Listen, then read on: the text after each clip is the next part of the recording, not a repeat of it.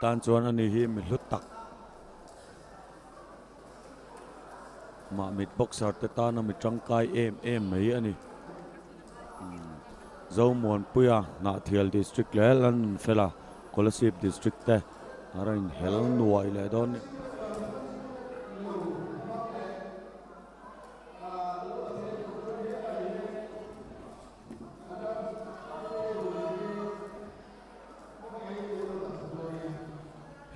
hemit te zo hian senior woman about an le to dona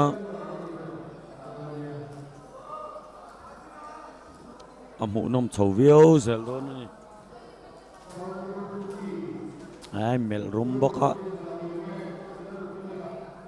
ai nuai na viau tura ngai ang o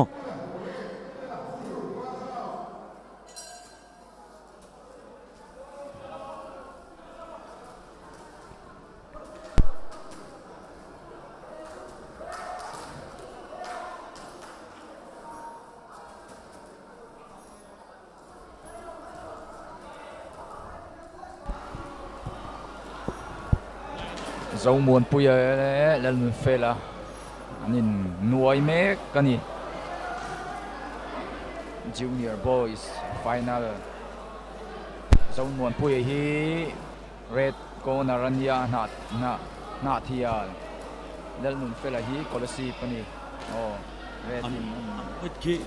alien ka boka in nek fokin na tham viau to tura ngai ang tro anh voi khát neck po hi anh na to lúc tục ringot boxing ring chung hi chuan cái ni ang te hi min han nek se chuanin kan hlom top them chu thể reng về chi tu na pohan blue kha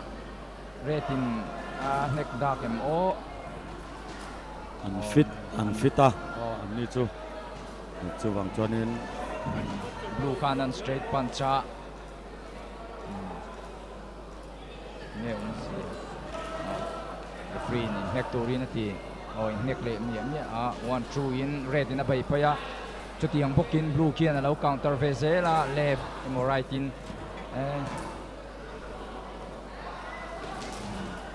duain blue ki avai kol ma mayem o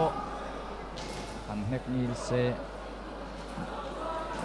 red kien ka kia nei man si lawa an lu chadon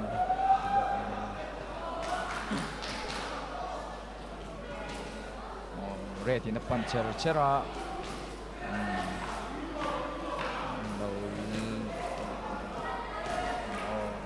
takin jawa blue ka maro chu red kan left straight in a pair 1-2 in headgear at kat may blue time skip pa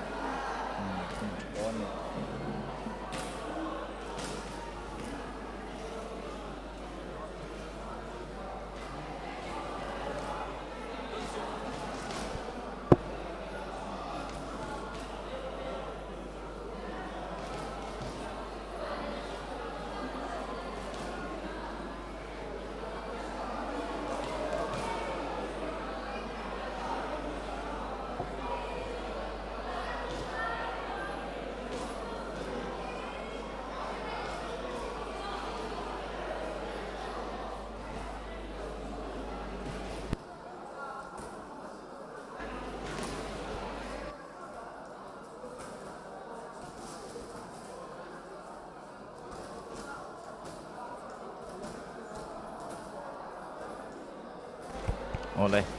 anin nek le don ani red in 1-2 in an tilea chutiam bokin fu ange umzia blue time out the call chat may fin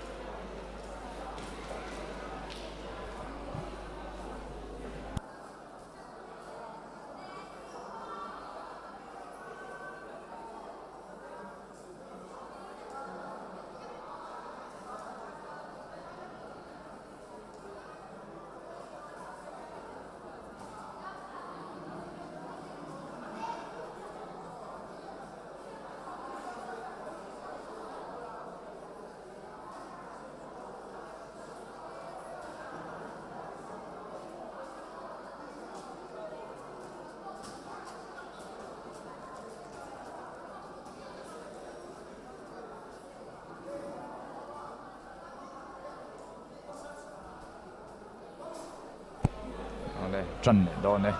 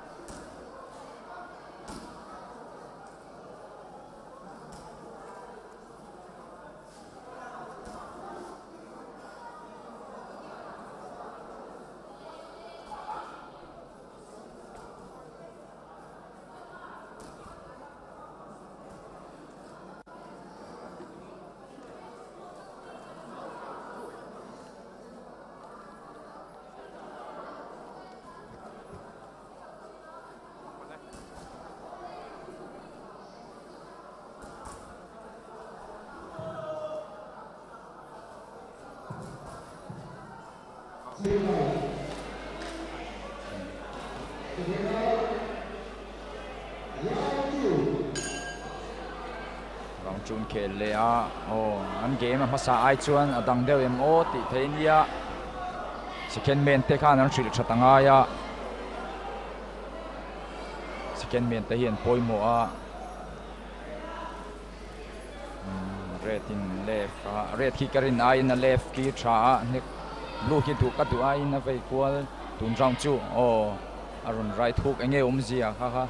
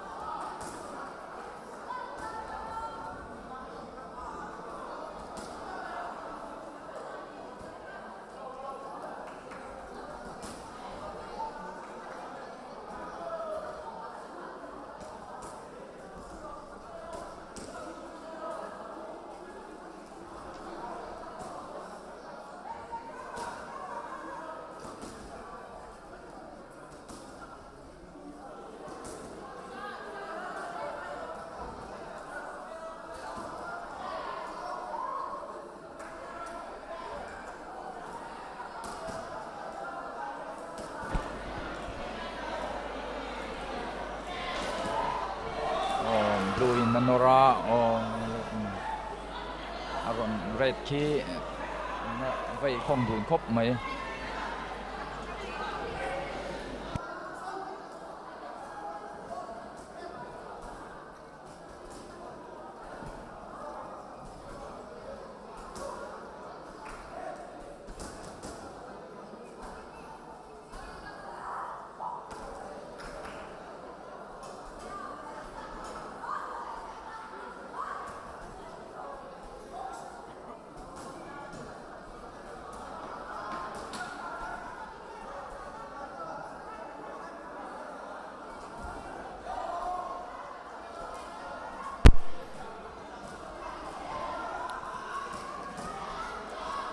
Anh bom hụ nôm về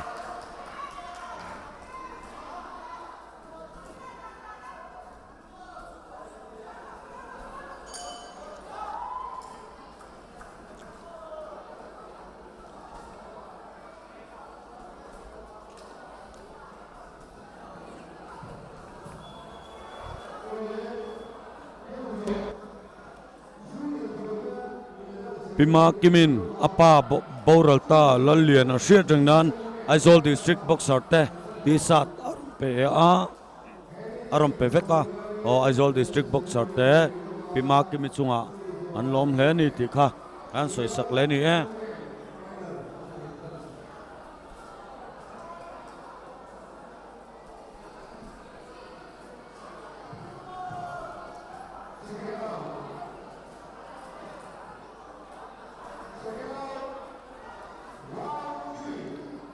last round.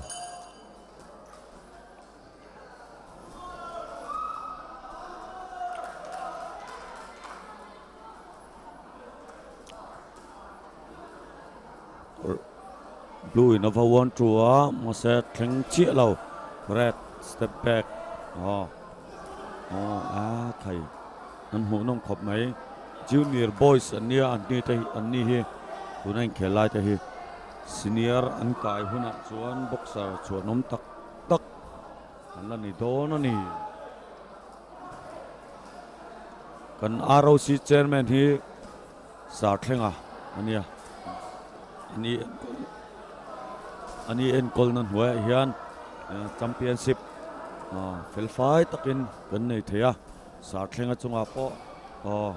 kan lom em ani ti kha an soi bok ani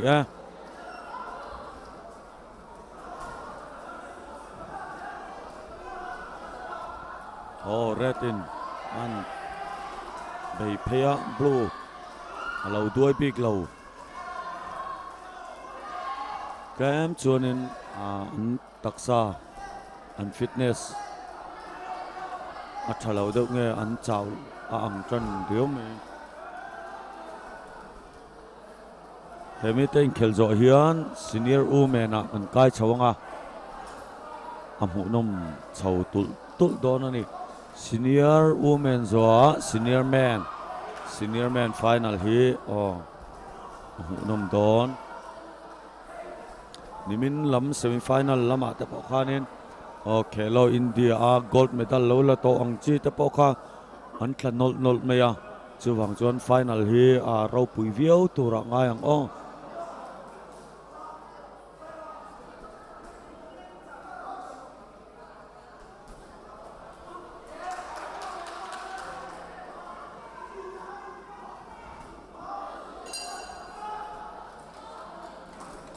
top ta chak jok tur hria thiam a har hle mai an thadu na